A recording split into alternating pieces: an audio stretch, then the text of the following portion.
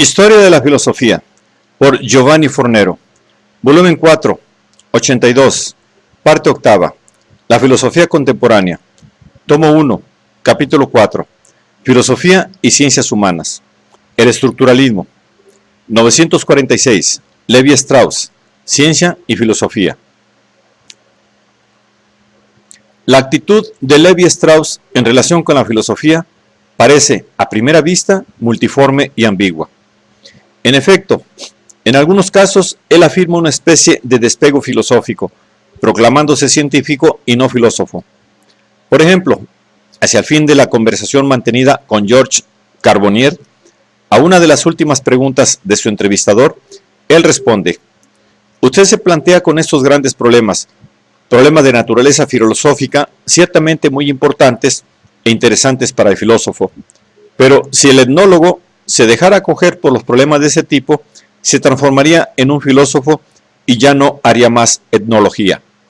Su tarea es más modesta, es decir, consiste en delimitar un sector, esto es, un conjunto de fenómenos culturales, y en este campo el etnólogo realiza una tarea parangonable a la del botánico, del zoólogo o del entomólogo, una tarea de descripción, de clasificación. Ciertamente nosotros no evitamos, en los momentos de ocio, examinar los grandes problemas, y aunque lo quisiéramos, no podríamos no examinarlos, a los cuales usted alude, pero son problemas extraños a la etnología. Análogamente, en una de las conversaciones con Paolo Caruso, ante las constantes preguntas filosóficas de su entrevistador, Levi Strauss, en un cierto momento, declara: después de todo, si quisiera plantearme los problemas que usted me está planteando, habría seguido siendo filósofo, puesto que yo también soy de formación filosófica y no me habría convertido en etnólogo. Al mismo tiempo, él compara las intromisiones especulativas del antropólogo a una pequeña caza furtiva, en las reservas de caza demasiado bien custodiadas de la filosofía. Frases análogas circulan en El hombre desnudo. Si, de vez en cuando, y sin insistir nunca demasiado, me permito indicar lo que para mí significa mi trabajo desde un punto de vista filosófico, no es que yo atribuya a este aspecto mucha importancia. Trato, si acaso, de rechazar de entrada aquello que los filósofos quisieran hacerme decir, y no es que oponga mi filosofía a la de ellos.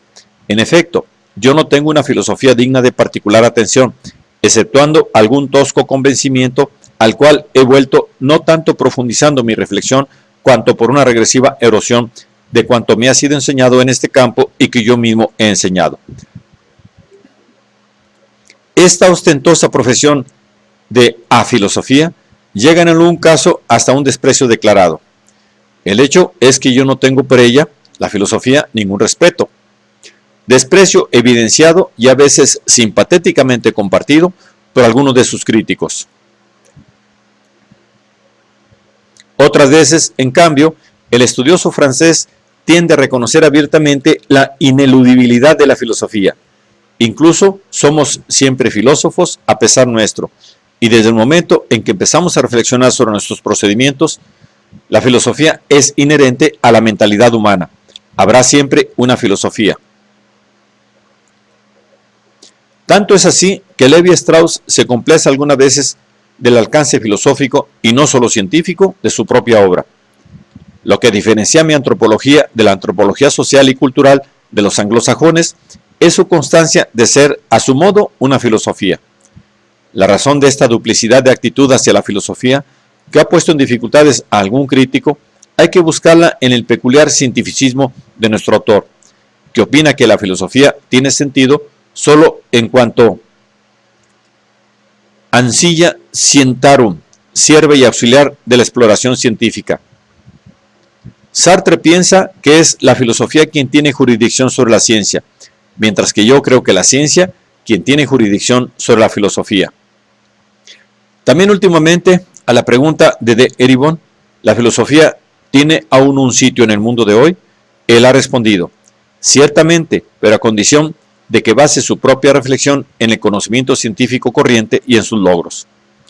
En particular, Levi Strauss, que se autodefine como un científico, estima que la filosofía es una provechosa suscitadora de problemas, A medida que la historia avanza, la filosofía abandona progresivamente la ciencia un cierto número de problemas que en un tiempo eran de su competencia y que pierde en beneficio de la ciencia, para suscitar por otra parte otros, porque cuanto más la ciencia resuelva nuevos problemas, tanto más la filosofía plantea otros nuevos.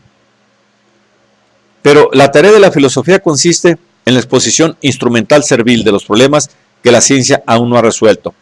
Se sigue que la filosofía existe cada vez hasta que la ciencia es lo bastante fuerte para sustituirla, y que la verdadera filosofía es, en definitiva, la ciencia, puesto que ésta solo puede responder a los interrogantes suscitados por el pensamiento. Esto significa que la antropología, en la cual piensa Levi Strauss, se considera científica en cuanto a los métodos, pero no esconde tener pretensiones filosóficas en cuanto a objeto. En efecto, nuestro autor, después de haber puesto una escala jerárquica entre etnografía, el trabajo descriptivo que se realiza sobre el campo, etnología, la primera etapa de trabajo de sistematización de los datos, y antropología, la última etapa, la más general, del trabajo de sistematización de los datos, confía a esta última la misión de un conocimiento global del hombre, igual a la perseguida por la antropología filosófica tradicional.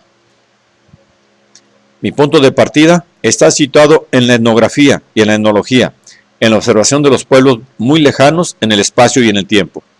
Pero yo intento sacar de tal observación un cierto número de proposiciones que sea aplicable de forma general y a un nivel propiamente filosófico a la interpretación del fenómeno humano en cuanto tal. Este planteamiento explica el por qué Levi Strauss presenta la pregunta antropológica como una pregunta sobre la universalidad de la naturaleza humana, y llega a escribir que la antropología posee ya les maistres clefs du mystère humain. En efecto, es precisamente en el ámbito de esta antropología universal, científica en cuanto al método y filosófica en cuanto a los objetos y a los fines, al menos por cuanto se refiere a las intenciones del autor, donde se sitúan algunas de las meditaciones más significativas de Levi Strauss.